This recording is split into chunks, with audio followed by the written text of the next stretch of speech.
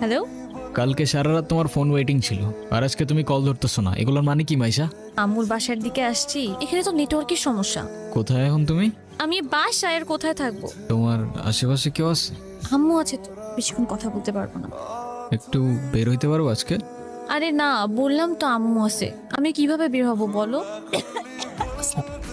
নীরব, আমি জানি তুমি আমাকে অনেক খারাপ ভাবতেছো। তোমার কি মনে হচ্ছে? কি ভাবা উচিত তোমাকে? তোমার পাশে তো তোমার আম্মু না। কোথায় তোমার আম্মু? আন্টি? তুমি ওর সাথে এভাবে কথা বলতেছে কেন? এ ভাই, তুই কে রে ভাই? মাইশা, তুমি কিছু বলতেছো না কেন? কি বলবে ও? মাইশা, তুমি চলো তো আমার সাথে। আমি বুঝতে পারছি ও তোমাকে ভুলভাল বুঝেছে। আর যাই হোক, আমি তো তোমাকে চিনি। আমি কথা দিচ্ছি আমি সব কিছু ভুলে যাবো, তুমি আমার সাথে চলো। তোমাকে ডিসাইড করতে হবে, তুমি কার সাথে যাবা, আমার সাথে নাকি তার সাথে?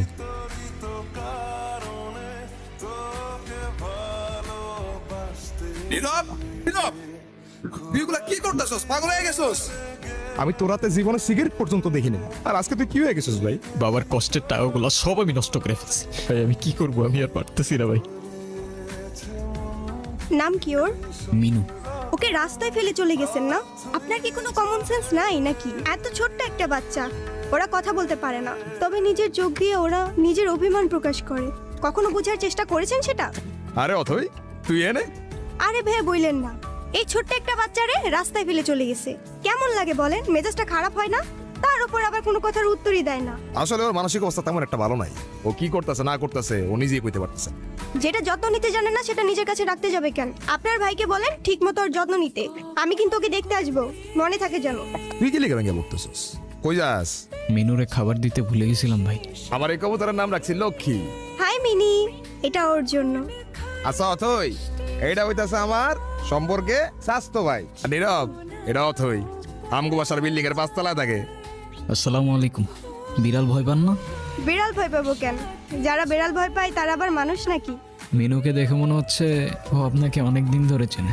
ওর মতোই আমার একটা বাবু ছিল, ও হারাই যাওয়ার পর আমি এত কাঁদছিলাম। আর খুঁজে পান নাই? আমি ওকে একদিনের জন্য আমার বাসায় নিয়ে যাই। আপনাকে দেখে মনে হচ্ছে ওদের অনেক ভালোবাসেন। ওরাই তো আমার ফ্যামিলি। একা থাকেন নাকি এখানে? ছোটবেলা থেকেই বাবা মা কি জিনিস আমি জানি না, বাবা মার ভালোবাসাটা কি সেটাও বুঝিনি কখনো। কেউ কেউ এই ভালোবাসাটা পায় না, আর কেউ সেটা পেয়েও সেই ভালোবাসাটার ভ্যালু দিতে জানে না। তো কফি নিয়ে আর কতক্ষণ বসে থাকবা? কিছু অর্ডার করবো না? ট্রিটটা কিন্তু আমার। আর তারপর আপনি ওর জন্য পড়াশোনা বাদ দিয়ে ব্রিজ থেকে লাফ দিতে গেছেন। এই যুগে কেউ কারোর জন্য মরে? মজা নিচ্ছ না? আপনি অনেক ভালো একটা মানুষ। নিজের জীবনটা কিভাবে শেষ করে দিয়েন না। লাইফ সবাইকে একটা সেকেন্ড চান্স দেয়, হয়তো আপনাকেও দিবে, সেটাকে ইগনোর করেন না। নীরব, আমি জানি তুমি আমার সাথে কথা বলতে চাও না। অনেক বড় ভুল করছি নীরব। তুমি আমার সামনে থাকা সত্ত্বেও আমি ভুল মানুষটাকে চুজ করছি। আমি তোমার লাইফে ব্যাক করতে চাই নীরব, প্লিজ আমাকে ফিরিয়ে দিও না। Sorry, wrong number. তোমরা টেনশন করো না তো। নীরব, তুমি এখানে কোথাও যাচ্ছ নাকি? কোথায় যাব? তোমার এই অবস্থা কেন? সবকিছু ঠিকঠাক আছে তো? আমার কিছুই ঠিক নাই নীরব।